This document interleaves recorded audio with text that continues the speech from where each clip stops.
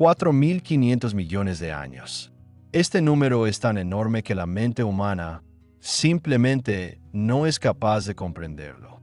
Si toda la historia de la Tierra cupiera en un solo día, entonces toda la civilización humana ocuparía los últimos 4 segundos antes de la medianoche. Todo lo que sabemos, todo lo que hemos construido, todas nuestras guerras y descubrimientos, amor y odio, nacimientos y muertes, 4 segundos. ¿Y qué ocurrió durante las otras 23 horas, 59 minutos y 56 segundos? Nos dirigimos allí donde no ha puesto un pie el ser humano. No porque esté lejos, sino porque ocurrió demasiado tiempo atrás. Emprenderemos un viaje a través del abismo del tiempo, y lo que veremos cambiará nuestra comprensión de lo que significa ser parte de este planeta. Comencemos desde el momento en que la Tierra aún no existía. Hace unos 4.600 millones de años, en uno de los brazos de la galaxia espiral Vía Láctea, giraba una gigantesca nube de gas y polvo. Esta nube era el remanente de estrellas explotadas, supernovas, que en el momento de su muerte crearon todos los elementos pesados de los que más tarde estaría compuesto nuestro planeta. El hierro en tu sangre, el calcio en tus huesos, el carbono en cada célula de tu cuerpo. Todo esto fue creado en el corazón de estrellas moribundas hace miles de millones de años. Algo perturbó esta nube. Quizás una onda de choque de una supernova cercana. Quizás la influencia gravitatoria de una estrella que pasaba. La nube comenzó a contraerse. Lentamente, muy lentamente según los estándares humanos, pero inexorablemente. En el centro, la temperatura y la presión aumentaban. Las partículas de gas chocaban cada vez con mayor frecuencia, acelerándose a velocidades increíbles. Y un día, cuando la temperatura alcanzó los 10 millones de grados, ocurrió un milagro. Los átomos de hidrógeno comenzaron a fusionarse, convirtiéndose en helio y liberando una energía colosal. Nació el Sol, pero alrededor de la joven estrella aún giraba un disco de gas y polvo. Y en este disco ocurrían procesos que llevarían a la aparición de nuestro hogar. Pequeñas partículas de polvo chocaban entre sí y se adherían. Al principio tenían el tamaño de un grano de arena, luego de un guisante, luego de una piedra. Este proceso se llama acreción y continuó durante millones de años. Poco a poco, en el disco protoplanetario comenzaron a formarse cuerpos más grandes, planetesimales. Tenían el tamaño de asteroides, varios kilómetros de diámetro. Cada vez había más de ellos, y chocaban unos con otros. Algunas colisiones eran destructivas, los cuerpos se desintegraban, pero otras colisiones llevaban a la fusión, y así surgían objetos cada vez más grandes. Hace unos 4.500 millones de años, en la región donde ahora se encuentra la órbita de la Tierra, uno de esos objetos se volvió lo suficientemente masivo como para que su gravedad comenzara a atraer activamente el material circundante. Era la prototierra, el embrión de nuestro planeta. Estaba al rojo vivo, cubierta por un océano de magma, bombardeada constantemente por asteroides y cometas. En su superficie no había nada que pudiéramos reconocer. Ningún continente, ningún océano, ninguna atmósfera en el sentido moderno. Solo roca fundida extendiéndose hasta el horizonte y un cielo cubierto de humo y vapor. Pero el acontecimiento más dramático en la historia de la joven Tierra aún estaba por llegar. Hace unos 4.470 millones de años, en el sistema solar existía otro planeta. Los científicos lo llaman Theia, en honor a la diosa griega madre de Selene, la diosa de la luna. Theia tenía aproximadamente el tamaño de Marte y se movía por una órbita que inevitablemente debía cruzarse con la de la Tierra. Y chocaron. Intenta comprender la magnitud de esta catástrofe. 2 mundos, cada uno del tamaño de un planeta, chocaron entre sí a una velocidad de unos 40.000 kilómetros por hora. La energía de ese impacto fue tan colosal que ambos planetas prácticamente se fundieron por completo. Theia fue destruida. La mayor parte de su masa se fusionó con la Tierra, pero una enorme cantidad de fragmentos fue expulsada a la órbita. Estos fragmentos se reunieron gradualmente y formaron la Luna. Así que cuando miras la Luna en el cielo nocturno, recuerda, Estás viendo la cicatriz de la más terrible catástrofe en la historia de nuestro planeta. Pero esta catástrofe resultó ser una bendición. La Luna estabilizó el eje de rotación de la Tierra, creó las mareas, que más tarde desempeñarían un papel importante en la evolución de la vida. Y quizás la propia colisión con Theia dio a la Tierra calor adicional y material necesario para la formación de sus características únicas. Después de la colisión con Theia, la Tierra era un verdadero infierno. Toda su superficie estaba cubierta por un océano de magma de cientos de kilómetros de profundidad. La temperatura en la superficie alcanzaba varios miles de grados. La atmósfera consistía en vapores de roca incandescente que brillaban con una tenue luz roja. Si en ese momento hubiera existido un observador mirando la Tierra desde el espacio, habría visto no un planeta azul, sino una esfera rojiza, parecida a un carbón agonizante. Pero con el tiempo, la Tierra comenzó a enfriarse. Esto ocurría muy lentamente, a lo largo de millones de años. La superficie del océano magmático se solidificaba poco a poco, formando la primera corteza. Pero esta corteza era inestable. Se destruía constantemente por erupciones desde las profundidades y por asteroides que caían. En ese periodo, la Tierra recordaba a una olla con papilla hirviendo, en cuya superficie se formaba y rompía la corteza una y otra vez. El vapor de agua que formaba parte de la atmósfera primordial comenzó a condensarse a medida que el planeta se enfriaba. Y un día, cuando la temperatura de la superficie cayó por debajo del punto de ebullición del agua, empezó a llover. Pero no era una lluvia común. Era una lluvia que duró millones de años. El agua caía sobre la superficie ardiente, se evaporaba instantáneamente, ascendía, se enfriaba y volvía a caer. Este ciclo se repitió innumerables veces, hasta que finalmente la superficie se enfrió lo suficiente como para que el agua pudiera permanecer líquida. Así aparecieron los primeros océanos. No se parecían a los actuales. El agua en ellos era ácida y rica en minerales disueltos. Su color probablemente era verdoso o marrón debido al alto contenido de hierro y otros metales. Estos océanos cubrían casi toda la superficie del planeta, porque la primera corteza era delgada y estaba por debajo del nivel del agua. Solo aquí y allá sobresalían islas volcánicas, expulsando lava y cenizas. La atmósfera de la Tierra primitiva no contenía oxígeno. Consistía principalmente en dióxido de carbono, nitrógeno, vapor de agua, metano y amoníaco. El cielo no era azul, sino anaranjado o rojizo. El sol brillaba aproximadamente un 30% más débil que ahora, pero el efecto invernadero de la alta concentración de dióxido de carbono mantenía una temperatura suficientemente elevada para la existencia de agua líquida. Entramos en el periodo que los geólogos llaman el Ádico, en honor al dios griego del inframundo, Hades. Fue una época de catástrofes interminables. Asteroides y cometas seguían bombardeando el joven planeta. Algunos de estos impactos eran tan poderosos que podían evaporar océanos enteros. Pero el agua regresaba, en parte desde la atmósfera y en parte traída por nuevos cometas. Y precisamente en este caos, en este infierno de roca fundida, atmósfera venenosa y catástrofes constantes, ocurrió algo increíble.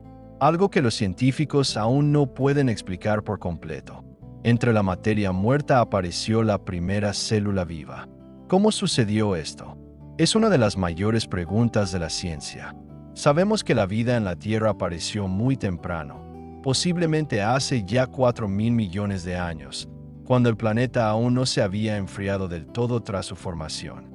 Esto significa que o bien la vida surge con relativa facilidad bajo condiciones adecuadas, o bien tuvimos una suerte extraordinaria.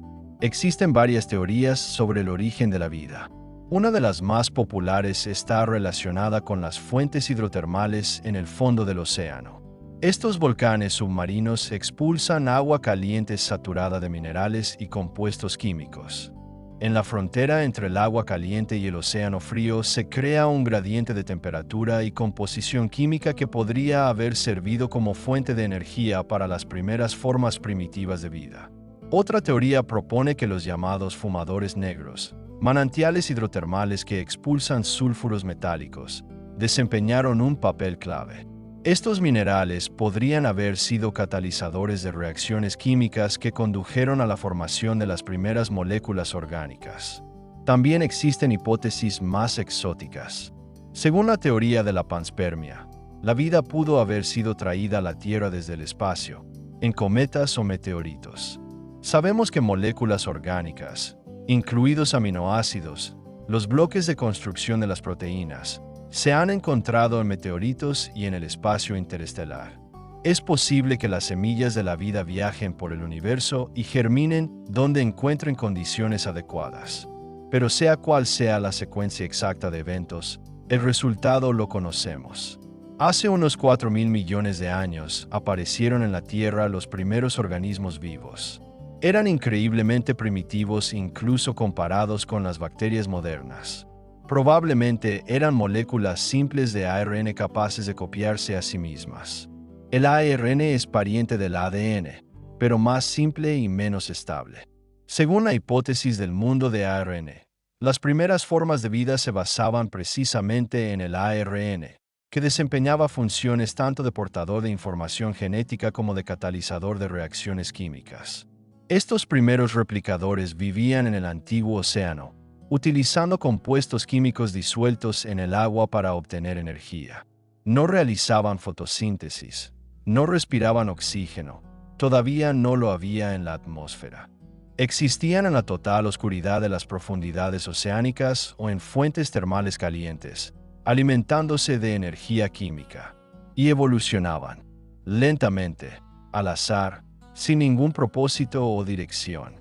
Los errores aleatorios durante la copia producían variaciones. Algunas de estas variaciones resultaban más exitosas para sobrevivir y reproducirse. Se transmitían a las siguientes generaciones. Otras eran desfavorables, y sus portadores morían sin dejar descendencia. Este era el proceso de la selección natural, un mecanismo ciego que, sin embargo, puede crear estructuras de complejidad asombrosa. En algún momento, no sabemos exactamente cuándo, ocurrió una transición crucial. Aparecieron las primeras células verdaderas, con una membrana que separaba su contenido interno del entorno exterior. Fue un enorme avance. La membrana permitía a la célula controlar qué sustancias entraban y cuáles salían. Creaba un espacio protegido donde podían ocurrir reacciones químicas complejas. Estas primeras células eran procariotas, organismos sin núcleo celular. Su ADN flotaba libremente dentro de la célula, sin estar encerrado en una membrana. Las bacterias y las arqueas modernas son descendientes de aquellos antiguos procariotas y siguen siendo las formas de vida más numerosas y diversas de la Tierra. Hace unos 3.500 millones de años ocurrió una revolución que cambió para siempre nuestro planeta. Algunas bacterias aprendieron a realizar la fotosíntesis, la capacidad de usar la energía de la luz solar para producir moléculas orgánicas a partir de dióxido de carbono y agua. Este proceso tenía un subproducto importante, el oxígeno. Los primeros organismos fotosintéticos, las cianobacterias, no tenían un aspecto impresionante. Formaban capas delgadas sobre rocas y superficies de agua, pero su impacto sobre el planeta fue colosal. Comenzaron a llenar la atmósfera de oxígeno. Pero este proceso no fue rápido. El oxígeno es muy reactivo. Cada vez que entraba en la atmósfera, reaccionaba inmediatamente con otras sustancias. Oxidaba el hierro disuelto en el océano, que se depositaba en el fondo en forma de sedimentos rojizos. Estos sedimentos los extraemos hoy como mineral de hierro, las formaciones de hierro bandeado, que son un testimonio directo de la actividad de las antiguas cianobacterias. Miles de millones de toneladas de hierro debían ser oxidadas antes de que el oxígeno comenzara a acumularse en la atmósfera. Este proceso tardó unos 2.000 millones de años. Solo cerca de hace 2.500 millones de años la concentración de oxígeno empezó a aumentar de forma significativa. Este evento se llama la gran oxigenación o la catástrofe del oxígeno. ¿Por qué catástrofe? Porque para la mayoría de los organismos vivos de la época, el oxígeno era un veneno mortal. Habían evolucionado en un mundo sin oxígeno y no tenían protección contra su efecto destructivo. Cuando la atmósfera se llenó de oxígeno, ocurrió una extinción masiva. La mayoría de las especies anaerobias murieron o fueron relegadas a los pocos lugares donde el oxígeno no penetraba. Capas profundas del suelo, sedimentos marinos, intestinos de animales. Pero algunos organismos aprendieron no solo a tolerar el oxígeno, sino a usarlo. La respiración aerobia resultó ser un método increíblemente eficiente de obtener energía, aproximadamente 18 veces más eficiente que los procesos anaerobios. Los organismos que dominaron este método obtuvieron una enorme ventaja. Podían crecer más rápido, moverse más activamente, ocupar nuevos nichos ecológicos. El oxígeno cambió no solo la biosfera, sino también el propio planeta. Reaccionaba con el metano, un potente gas de efecto invernadero que mantenía antes la Tierra cálida. La concentración de metano cayó abruptamente, y el planeta empezó a enfriarse. Hace unos 2.500 millones de años, comenzó una de las glaciaciones más extremas de la historia, la glaciación hurónica. Los glaciares cubrieron enormes territorios, posiblemente llegando al Ecuador. Algunos científicos creen que en ciertos periodos la Tierra pudo transformarse en una bola de nieve, un planeta completamente cubierto de hielo. Esta hipótesis, conocida como Tierra bola de nieve, sigue siendo objeto de debate, pero es indudable que el clima de aquella época fue extremadamente frío. ¿Cómo sobrevivió la vida a estas glaciaciones? Probablemente se mantuvo en unos pocos refugios, alrededor de fuentes volcánicas de calor, bajo el hielo en los océanos donde el agua seguía siendo líquida, en ambientes protegidos de las temperaturas extremas. La vida mostró una resistencia extraordinaria ante las catástrofes, una cualidad que seguiría demostrando una y otra vez a lo largo de su historia. Tras el final de la glaciación hurónica, llegó un periodo prolongado de relativa estabilidad. A veces se le llama el 1000 millones aburridos, un intervalo desde aproximadamente 1800 millones hasta 800 millones de años atrás, durante el cual parecía que no pasaba nada especial en el planeta. Los continentes derivaban lentamente, los océanos se agitaban, las bacterias se multiplicaban en sus tapetes microbianos. La vida existía, pero no evolucionaba hacia formas más complejas. Sin embargo, incluso en este periodo ocurrieron eventos importantes. Hace unos 2000 millones de años aparecieron los primeros eucariotas, células con un núcleo verdadero separado del resto de la célula por una membrana. Este fue un avance revolucionario cuyo significado es difícil de sobreestimar. ¿Cómo aparecieron los eucariotas? Según la teoría endosimbiótica, propuesta por Lynn Margulis, surgieron mediante la fusión de diferentes organismos procariotas. Una antigua arquea absorbió a una bacteria, pero no la digirió. En cambio, la bacteria comenzó a vivir dentro del huésped, proporcionándole energía a cambio de protección y nutrientes.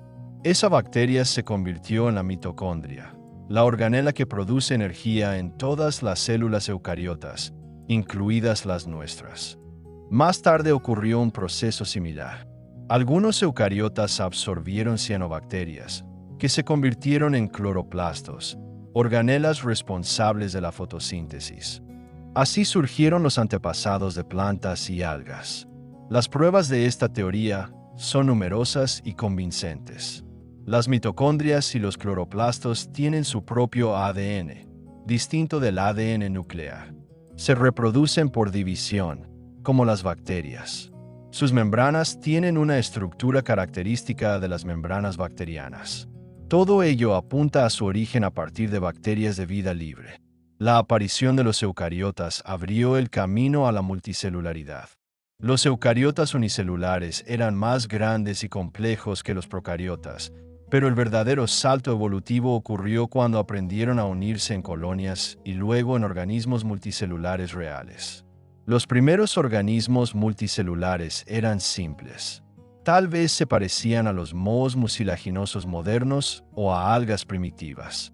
Pero con el tiempo las células dentro de estos organismos comenzaron a especializarse.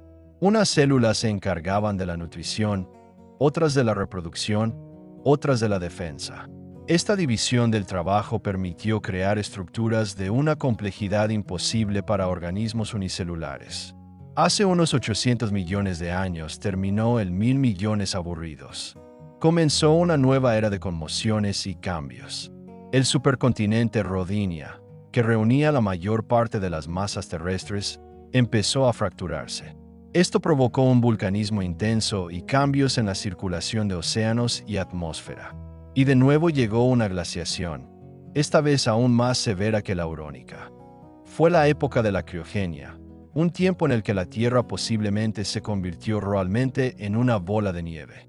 Los glaciares cubrieron toda la superficie del planeta, desde los polos hasta el Ecuador. Los océanos se congelaron hasta profundidades de 1 kilómetro. La temperatura cayó hasta 50 grados bajo cero incluso en los trópicos. Parecía que la vida estaba condenada, pero la vida sobrevivió. Persistió alrededor de volcanes que perforaban el hielo. Existió una delgada capa de agua líquida bajo el hielo, donde aún había suficiente calor proveniente del interior del planeta. Se aferró a la existencia en las condiciones más extremas y triunfó. ¿Cómo terminó la glaciación? Los volcanes seguían expulsando dióxido de carbono a la atmósfera. Normalmente este gas es absorbido por los océanos y fijado por las rocas mediante meteorización. Pero cuando todo el planeta estaba cubierto de hielo, estos procesos prácticamente se detuvieron. El dióxido de carbono se acumuló en la atmósfera, creando un efecto invernadero cada vez más potente. Finalmente la temperatura aumentó lo suficiente como para comenzar el deshielo.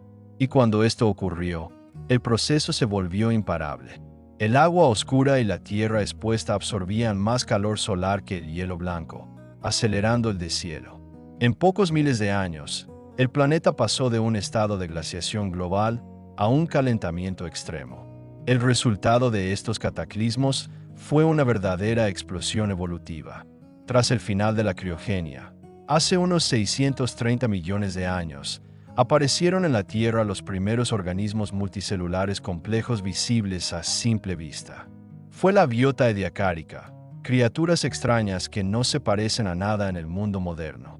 Los organismos ediacáricos no tenían esqueletos, conchas ni otras partes duras. Eran de cuerpo blando, y solo los conocemos por las impresiones que dejaron en las rocas antiguas. Algunos de ellos se parecían a hojas o plumas, fijados inmóviles al fondo marino. Otros recordaban colchones acolchados o almohadas inflables. Otros tenían forma de discos o estrellas de 3 puntas. Los científicos aún debaten qué eran realmente estos seres.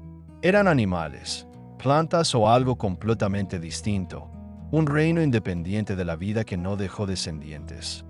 Tal vez nunca sepamos la respuesta. La biota ediacárica desapareció hace unos 540 millones de años, siendo reemplazada por un mundo completamente nuevo. Este nuevo mundo surgió como resultado de un acontecimiento que los paleontólogos llaman la explosión cámbrica. En un periodo geológicamente corto, solo unos pocos millones de años, aparecieron la mayoría de los tipos principales de animales que existen hoy: artrópodos, moluscos, cordados, equinodermos. Todos ellos surgieron en el periodo cámbrico. ¿Qué provocó esta explosión de diversidad? Existen muchas hipótesis. Una de ellas la relaciona con el aumento de la concentración de oxígeno en la atmósfera y el océano. El oxígeno es necesario para el metabolismo intenso de animales grandes y activos. Cuando su cantidad fue suficiente, la evolución pudo experimentar con nuevas formas de vida. Otra hipótesis apunta a la aparición de la depredación como fuerza impulsora de la evolución. Antes de la explosión cámbrica, la mayoría de los organismos filtraban alimento o se nutrían de partículas orgánicas del fondo. Cuando aparecieron los primeros depredadores, las presas estuvieron sometidas a presión selectiva para desarrollar adaptaciones defensivas: conchas, caparazones, espinas. Los depredadores, a su vez, evolucionaban métodos de ataque más eficaces. Empezó una carrera armamentista evolutiva que continúa hasta hoy. Otra innovación importante del Cámbrico fue la aparición de ojos. Los primeros ojos verdaderos surgieron en los trilobites, artrópodos marinos que fueron algunos de los animales más exitosos de su tiempo. Los ojos permitían buscar activamente presas, detectar depredadores y orientarse en el espacio. Brindaban tal ventaja que pronto se extendieron a diversos grupos animales. Los mares del Cámbrico serían un espectáculo sorprendente para un observador actual. Estaban llenos de vida, pero casi todos estos seres nos parecerían extraños y desconocidos. Dominaban los artrópodos, trilobites de todos los tamaños, desde diminutos, del tamaño de una uña, hasta gigantes de medio metro. Criaturas blandas parecidas a abanicos de plumas. Animales que recordaban cactus andantes o puercoespines. Anomalocaris, el mayor depredador de la época, alcanzaba 1 metro de longitud, con 2 apéndices articulados y una boca circular cubierta de dientes. Pero entre toda esta diversidad vivía una criatura modesta a la que le esperaba dar origen a todos los animales vertebrados, incluidos nosotros. Era Picaya, un pequeño ser parecido a un gusano de unos 5 centímetros. Picaya tenía una notocorda, un eje flexible a lo largo de la espalda, precursor de la columna vertebral. Nadaba ondulando su cuerpo de lado a lado. Nada indicaba que los descendientes de este humilde ser algún día saldrían a tierra firme, se elevarían al cielo e incluso abandonarían los límites de su planeta. El Cámbrico terminó hace unos 485 millones de años, pero la evolución no se detuvo. Los siguientes 100 millones de años, los periodos Ordovícico y Silúrico, fueron tiempos de mayor diversificación de la vida marina. Aparecieron los primeros peces con mandíbulas verdaderas. Se desarrollaron los corales, que construían enormes arrecifes. Los mares se llenaron de moluscos cefalópodos, nautiloideos, cuyas conchas alcanzaban varios metros de longitud. Pero el acontecimiento más importante de estos periodos no ocurrió en el mar, sino en la tierra.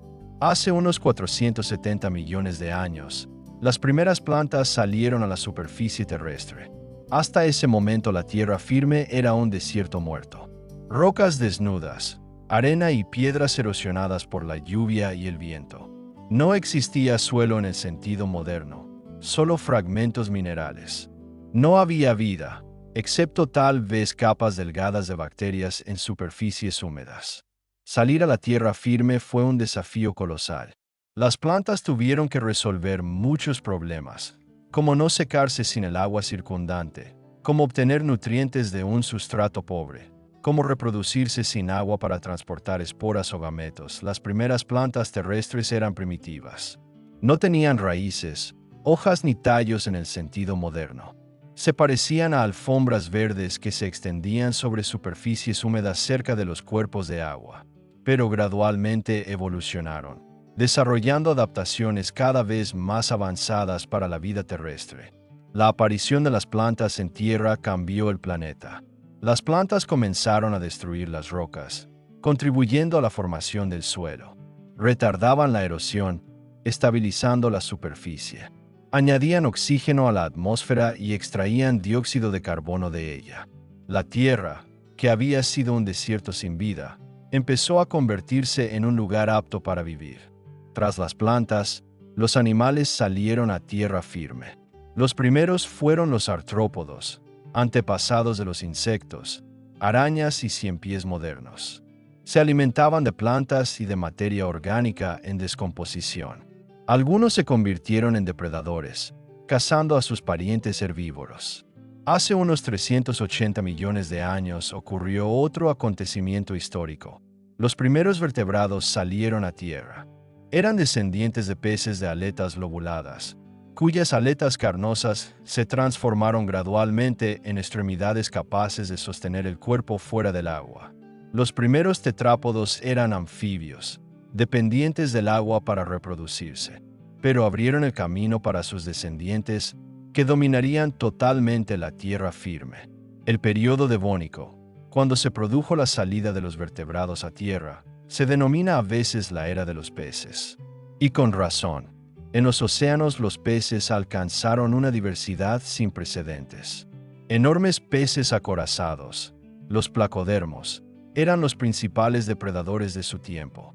Dunkleosteus, El mayor de ellos alcanzaba 10 metros de longitud y tenía mandíbulas capaces de partir un tiburón por la mitad. Los primeros tiburones verdaderos aparecieron precisamente en el Devónico y comenzaron su camino hacia el dominio, que continuaría durante cientos de millones de años. Pero el periodo Devónico terminó en catástrofe. Hace unos 360 millones de años, se produjo una de las mayores extinciones masivas en la historia de la Tierra. Hasta el 75% de las especies desapareció. Los habitantes de los mares someros y cálidos fueron los más afectados: corales, estromatopóridos y muchos grupos de peces. Las causas de esta extinción no están claras del todo. Puede que un enfriamiento global, relacionado con la expansión de las plantas terrestres que extraían dióxido de carbono de la atmósfera, haya desempeñado un papel. Puede que hayan sido erupciones volcánicas o el impacto de asteroides. Sea como fuere, la vida en la Tierra fue golpeada, pero no destruida. Se recuperó y continuó desarrollándose. El siguiente periodo, el Carbonífero, fue un tiempo de esplendor para la vida terrestre. El clima era cálido y húmedo. La atmósfera contenía mucho más oxígeno que ahora, posiblemente hasta un 35% frente al 21% actual. Esto permitió que los insectos alcanzaran tamaños gigantescos. Libélulas con una envergadura de hasta 70 centímetros volaban sobre los pantanos. 100 pies de más de 2 metros reptaban entre los helechos. Y los helechos de aquella época no eran esas plantas modestas que conocemos hoy. Los helechos arborescentes, las colas de caballo y los licopodios alcanzaban de 30 a 40 metros de altura, formando densos y oscuros bosques. Estos bosques cubrían extensas llanuras pantanosas que se prolongaban miles de kilómetros. Cuando los árboles caían y se hundían en el agua pantanosa, no se descomponían por completo. Las bacterias aún no habían aprendido a descomponer eficazmente la madera. Capa tras capa, la materia orgánica se acumulaba en el fondo de los pantanos, convirtiéndose gradualmente en turba y luego, bajo la presión de nuevos sedimentos, en carbón. Quemamos este carbón hoy en día. Cada vez que funciona una central eléctrica de carbón, libera la energía de la luz solar capturada por las plantas hace 300 millones de años. El dióxido de carbono que esas plantas extrajeron de la atmósfera regresa a ella. En esencia, estamos deshaciendo el trabajo de los bosques carboníferos, y las consecuencias para el clima se vuelven cada vez más evidentes. En el Carbonífero aparecieron los primeros reptiles, animales que rompieron definitivamente su vínculo con el agua. Sus huevos, cubiertos por una cáscara resistente, podían desarrollarse en tierra firme. Esto permitió a los reptiles colonizar las regiones interiores de los continentes, inaccesibles para los anfibios. Los reptiles eran pequeños, parecidos a los lagartos modernos, pero sus descendientes se convertirían en los señores del planeta. El periodo carbonífero terminó hace unos 299 millones de años y fue sustituido por el periodo pérmico. El clima empezó a cambiar. El supercontinente Pangea, que reunía casi todas las masas terrestres, creó condiciones para la formación de extensos desiertos en las regiones interiores. Los húmedos bosques pantanosos retrocedieron, dando paso a ecosistemas más secos. En el Pérmico apareció un nuevo grupo de animales, los sinápsidos, antepasados de los mamíferos modernos. No los confundas con los dinosaurios. Los sinápsidos eran una línea evolutiva más temprana y completamente distinta. Algunos alcanzaban el tamaño de un rinoceronte. Dimetrodon, con su famosa vela dorsal, es uno de los representantes más conocidos de este grupo. Otros sinápsidos eran depredadores del tamaño de un lobo. Otros, herbívoros que recordaban a cerdos. Al final del Pérmico, los sinápsidos se habían convertido en los vertebrados terrestres dominantes. Parecía que ellos gobernarían el planeta en el futuro. Pero el destino dispuso otra cosa. Hace 252 millones de años ocurrió la mayor catástrofe en la historia de la vida en la Tierra, la gran extinción del Pérmico. Alrededor del 95% de las especies marinas y el 70% de las terrestres desaparecieron para siempre. Fue un evento tan devastador que la vida necesitó millones de años para recuperar su diversidad anterior. La causa de la catástrofe fue el Trap siberiano, una colosal erupción volcánica que afectó un territorio del tamaño de Europa occidental. La lava brotó de grietas en la corteza terrestre durante cientos de miles de años, liberando enormes cantidades de dióxido de carbono, compuestos sulfurosos y otros gases. Las consecuencias fueron catastróficas. Primero, los aerosoles sulfurosos provocaron un enfriamiento temporal que exterminó a muchas especies acostumbradas a climas cálidos. Luego, la acumulación de dióxido de carbono llevó a un calentamiento global. La temperatura aumentó 10 grados o más. Los océanos se calentaron y perdieron oxígeno. Amplias áreas se convirtieron en zonas muertas. Prácticamente nada podía sobrevivir allí. En tierra firme, el calor y la sequía convirtieron vastas regiones en desiertos sin vida. La vida estuvo al borde de la desaparición total, pero sobrevivió. En algunos rincones del planeta las condiciones seguían siendo tolerables. Pequeñas poblaciones de organismos se aferraban a la existencia, esperando tiempos mejores. Y cuando la actividad volcánica finalmente cesó y el clima comenzó a estabilizarse, estos supervivientes empezaron a repoblar el mundo vacío. El período Triásico, que siguió a la gran extinción, fue un tiempo de recuperación y reorganización. Los nichos ecológicos liberados por las especies extintas fueron ocupándose gradualmente por otras nuevas. Y entre estos nuevos habitantes del planeta estaban unos seres destinados a definir el aspecto de la Tierra durante los siguientes 150 millones de años: los dinosaurios. Los primeros dinosaurios aparecieron hace unos 240 millones de años. Eran pequeños, del tamaño de un perro o un poco más grandes. No eran dominantes. En el Triásico temprano la tierra firme seguía perteneciendo a los sinápsidos supervivientes y a diversas especies de reptiles. Pero los dinosaurios tenían ventajas que, con el tiempo, les aseguraron el predominio. Una de las principales ventajas era su postura. A diferencia de la mayoría de los reptiles, cuyas extremidades se sitúan a los lados del cuerpo, los dinosaurios tenían las patas directamente bajo el tronco. Esto los hacía más eficientes en el movimiento, les permitía desarrollar más velocidad y soportar más peso. Otra ventaja era la probable endotermia, al menos en algunos grupos. Los animales de sangre caliente son activos a cualquier hora del día y a cualquier temperatura, lo que les da ventajas sobre los de sangre fría. Al final del Triásico, los dinosaurios ya eran una parte notable de la fauna, pero aún no dominaban.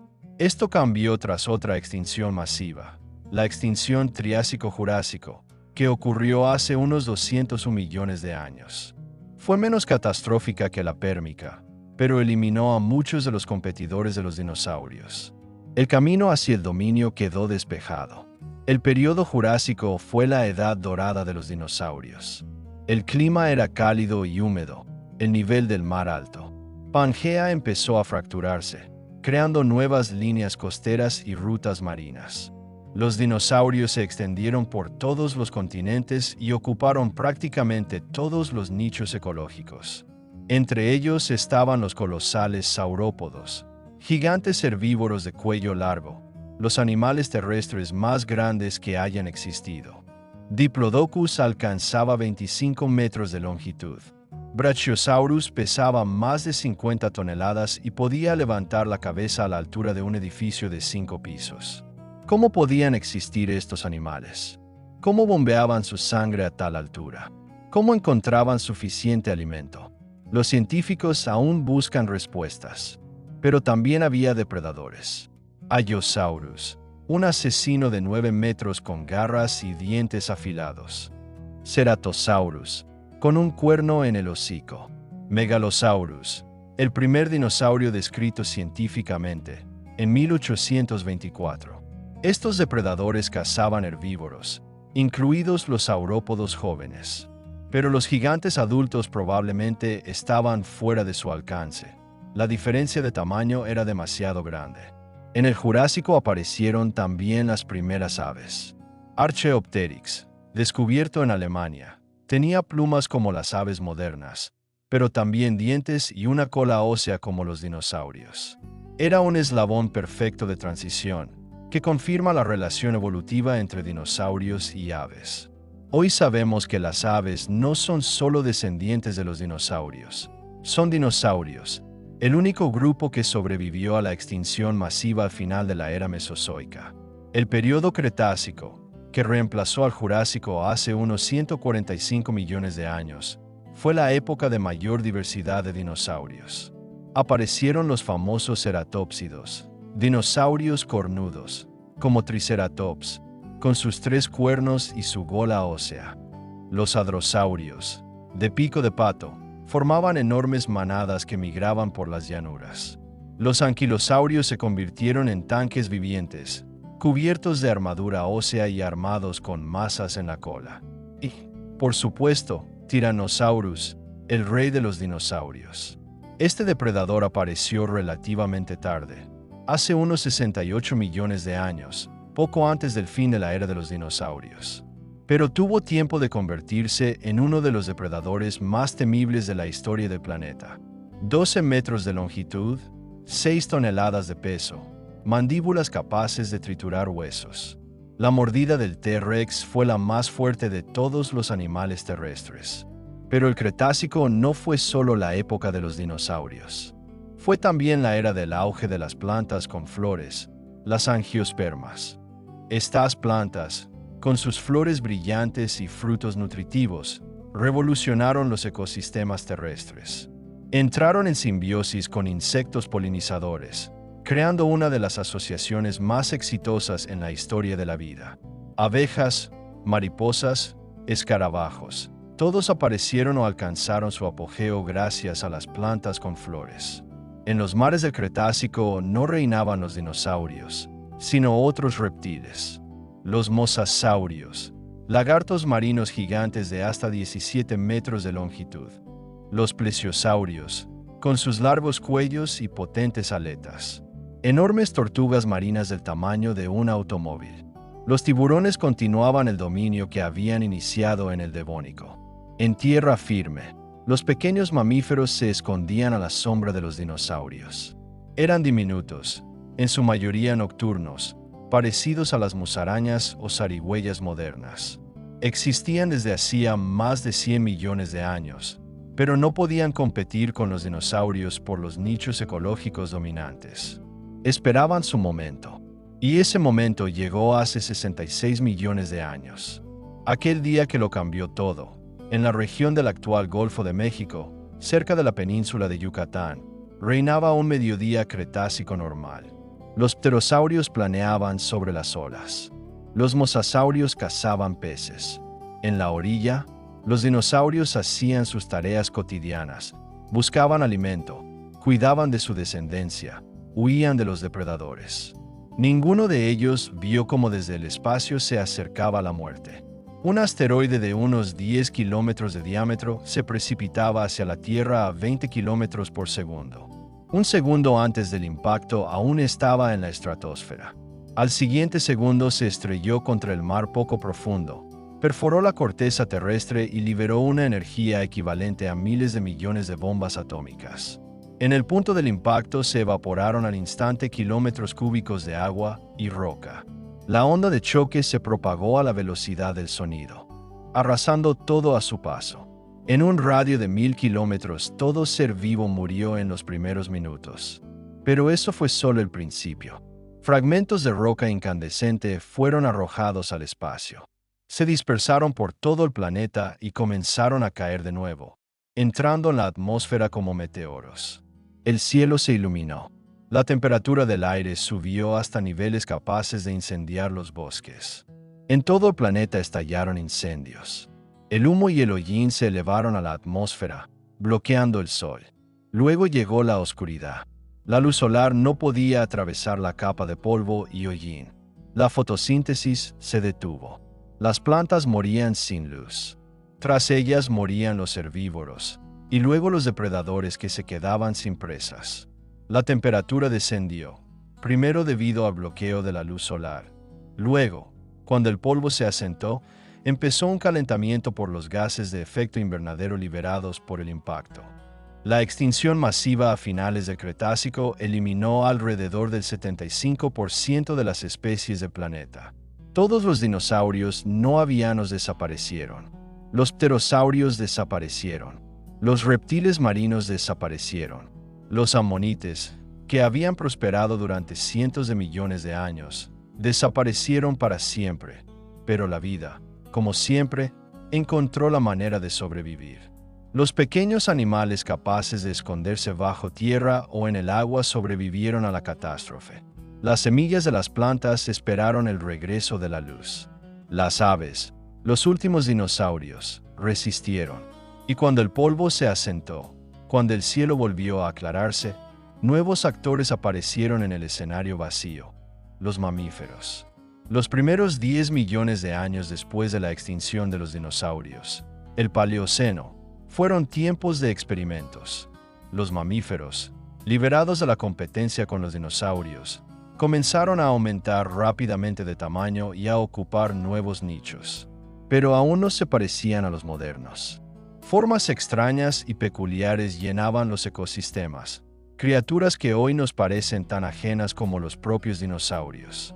El Eoceno, que comenzó hace 56 millones de años, se convirtió en la época de la formación de los grupos modernos de mamíferos. Aparecieron los primeros caballos verdaderos, pequeños, del tamaño de un perro, con varios dedos en las patas. Aparecieron los antepasados de las ballenas, extrañas criaturas cuadrúpedas que regresaban poco a poco al mar. Aparecieron los primeros primates, nuestros lejanos antepasados, que trepaban por los árboles en los bosques tropicales que cubrían entonces gran parte de la tierra firme. El clima del Eoceno era cálido. Incluso más allá del círculo polar crecían palmeras y magnolias. Los cocodrilos vivían en el Ártico. El nivel del mar era mucho más alto que el actual. Era un mundo sin hielo, ni casquetes polares ni glaciares de montaña. Pero gradualmente el clima comenzó a cambiar. Hace unos 34 millones de años ocurrió un enfriamiento brusco. La Antártida, separada de otros continentes, quedó aislada por una corriente circumpolar fría. En ella comenzaron a formarse glaciares. Este acontecimiento, la frontera entre el Eoceno y el Oligoceno, marcó el inicio del mundo glacial moderno. Los bosques tropicales retrocedían, dejando espacio a sabanas y estepas. Las gramíneas, una innovación evolutiva relativamente reciente, empezaron a dominar vastas extensiones. Los animales se adaptaron a las nuevas condiciones. Los caballos, que antes vivían en los bosques, salieron a los espacios abiertos. Sus dientes se hicieron más altos para moler la hierba dura. Sus patas se alargaron para huir más rápido de los depredadores. El número de dedos disminuyó. Los caballos modernos se apoyan en un solo dedo. Hace unos 23 millones de años comenzó el Mioceno, la época en que los mamíferos alcanzaron su mayor diversidad. Por las sabanas de África vagaban manadas de elefantes con 4 colmillos. Rinocerontes gigantes, más grandes que los elefantes modernos, habitaban Asia. Perros osos cazaban en las llanuras de América del Norte. Era un mundo extraño, pero ya reconocible. Y en algún lugar de África, entre bosques y matorrales, vivían los monos. Pequeños, cuadrúpedos, sin rasgos particularmente notables entre los demás primates de la época. Pero sus descendientes estaban destinados a recorrer un camino asombroso. Hace unos 7-6 millones de años ocurrieron en África importantes cambios ecológicos. Los bosques seguían reduciéndose, dejando paso a sabanas abiertas. Algunos monos se enfrentaron a una elección: o retroceder junto con los bosques, o adaptarse al nuevo entorno. Los antepasados del ser humano eligieron el segundo camino. No sabemos exactamente quién fue nuestro último ancestro común con los chimpancés. El registro fósil de ese periodo es escaso, pero poco a poco, a lo largo de millones de años, nuestros antepasados se hicieron cada vez más adaptados a la vida en espacios abiertos. El primer y principal cambio, el paso al bipedalismo. Hace unos 4,5 millones de años, Por las sabanas del África Oriental caminaba Ardipithecus ramidus. Todavía se parecía mucho a un mono, cerebro pequeño, brazos largos para trepar árboles. Pero ya podía caminar sobre dos piernas, aunque de manera torpe. 1.000.000 de años después apareció Lucy, el famoso esqueleto de Australopithecus afarensis, encontrado en Etiopía. Lucy caminaba completamente erguida. Su pelvis y su columna vertebral estaban adaptadas a la marcha bípeda, pero su cerebro seguía siendo pequeño, unos 400 centímetros cúbicos, como el de un chimpancé moderno. ¿Por qué nuestros antepasados necesitaban caminar erguidos? Hay muchas hipótesis. Quizás permitía ver mejor a los depredadores entre la hierba alta. Quizás liberaba las manos para transportar comida o crías. Quizás ayudaba a ahorrar energía durante largos desplazamientos por la sabana. Probablemente todos estos factores desempeñaron un papel. Pero el bipedalismo tuvo una consecuencia inesperada. Las manos liberadas podían usarse para otros fines, por ejemplo, manipular objetos. Y hace unos 2,5 millones de años, nuestros antepasados comenzaron a fabricar las primeras herramientas de piedra. Estas herramientas eran primitivas, simplemente piedras con bordes astillados que creaban un filo cortante, pero abrieron un mundo nuevo de posibilidades. Con ellas se podían descuartizar animales para obtener carne calórica. Se podían romper huesos y extraer nutritiva médula ósea. La carne y la médula ósea, ricas en proteínas y grasas, eran esenciales para el crecimiento del cerebro. Y el cerebro comenzó a crecer. Homo habilis, que vivió hace unos 2 millones de años, tenía un cerebro de unos 600 centímetros cúbicos, 1,5 veces más que los australopithecos. Homo erectus, que apareció hace unos 2 millones de años, tenía un cerebro de unos 900 centímetros cúbicos, y los ejemplares tardíos superaban los 1,000. Homo erectus fue un verdadero avance. Fue la primera especie humana que salió de África. Hace unos 1.800.000 años, Homo erectus comenzó a dispersarse por Eurasia. Sus huellas se han encontrado en Georgia, China e Indonesia. Dominó el uso del fuego, posiblemente el primero de nuestros antepasados en hacerlo. El fuego proporcionaba calor, protección contra depredadores y la posibilidad de cocinar alimentos. Cocinar fue otra revolución. El tratamiento térmico hace que la comida sea más digestible, permitiendo extraer más calorías. Esto reducía la carga del sistema digestivo, que pudo volverse más pequeño y simple. La energía liberada se destinaba al mantenimiento del cerebro en crecimiento. Durante el siguiente 1.000.000 de años, Homo erectus y sus descendientes siguieron evolucionando. En diferentes regiones se formaron distintas poblaciones. En Europa aparecieron los neandertales, Homo neanderthalensis. Eran robustos, musculosos, con narices grandes, una constitución ideal para el clima frío de la época glacial. Su cerebro era incluso más grande que el del ser humano moderno. En Asia vivían los denisovanos, un grupo enigmático, conocido principalmente por el ADN extraído de unos pocos huesos y dientes. En la isla indonesia de Flores habitaban humanos diminutos, Homo floresiensis, de apenas 1 metro de altura, con un cerebro pequeño pero capaces de fabricar herramientas de piedra. Y en algún lugar de África, hace unos 300.000 años, apareció nuestra especie, Homo sapiens, el ser humano moderno. Los primeros Homo sapiens no diferían mucho de sus contemporáneos, neandertales y denisovanos. Tenían un cerebro del mismo tamaño, herramientas parecidas, un estilo de vida similar. ¿Qué nos hizo especiales?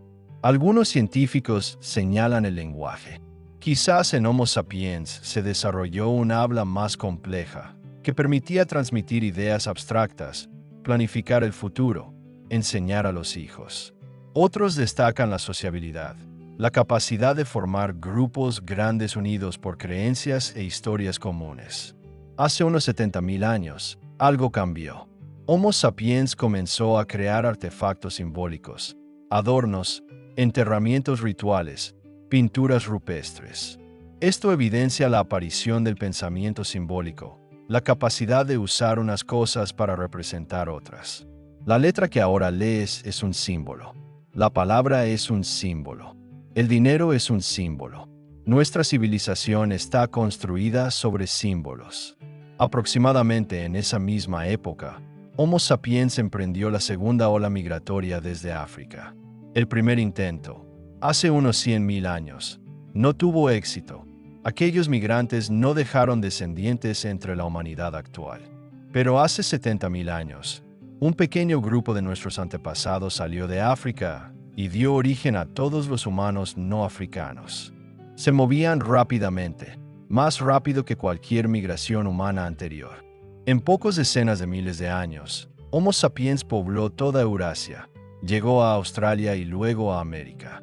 Donde quiera que llegaban, otras especies humanas desaparecían. Los neandertales se extinguieron hace unos 40.000 años. Los denisovanos, aproximadamente en la misma época. Homo floresiensis sobrevivió más tiempo, pero también desapareció. ¿Fue esto destrucción directa, competencia por recursos o absorción mediante hibridación? No lo sabemos con certeza. Probablemente todos estos factores influyeron. Sabemos que hubo hibridación. En el genoma de los humanos modernos no africanos hay entre 1 y 4% de ADN neandertal. En algunas poblaciones asiáticas y oceánicas también hay ADN denisovano. Hace unos 12.000 años terminó la última glaciación. Los enormes glaciares que cubrían América del Norte y Europa del Norte comenzaron a derretirse. El nivel del mar subió más de 100 metros. El clima se volvió más cálido y estable. Comenzó el Holoceno, nuestra época. Y precisamente en el Holoceno ocurrió la última gran revolución, la neolítica. Los humanos pasaron de la caza y la recolección a la agricultura y la ganadería. Esto ocurrió de manera independiente en varias regiones del mundo, en el creciente fértil de Oriente Medio, en los valles fluviales de China, en Mesoamérica, en los Andes. ¿Por qué ocurrió precisamente entonces? En parte, debido a los cambios climáticos. El clima cálido y estable del Holoceno creó condiciones favorables para la agricultura. En parte, debido al crecimiento de la población, que hacía el estilo de vida de cazadores-recolectores cada vez menos sostenible. La agricultura lo cambió todo. Permitió producir un excedente de alimentos que podía almacenarse. Esto liberó a parte de la población de la necesidad de buscar comida. Podían dedicarse a oficios, gobierno, guerra.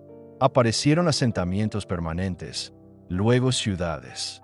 Surgió la escritura, necesaria para gestionar y administrar economías complejas. Surgieron los estados con sus ejércitos, leyes y burocracias. En los últimos 10.000 años, la humanidad recorrió el camino desde las primeras aldeas hasta la civilización global. Construimos pirámides y rascacielos, inventamos la rueda y las naves espaciales, escribimos epopeyas y desciframos el código genético. Nos convertimos en una fuerza geológica capaz de cambiar el rostro del planeta. Y todo eso, en 4 segundos, si toda la historia de la Tierra cupiera en un solo día. Mira a tu alrededor. Todo lo que ves es el resultado de 4.500 millones de años de evolución. Cada átomo de tu cuerpo fue creado en estrellas que explotaron mucho antes de que se formara el sistema solar.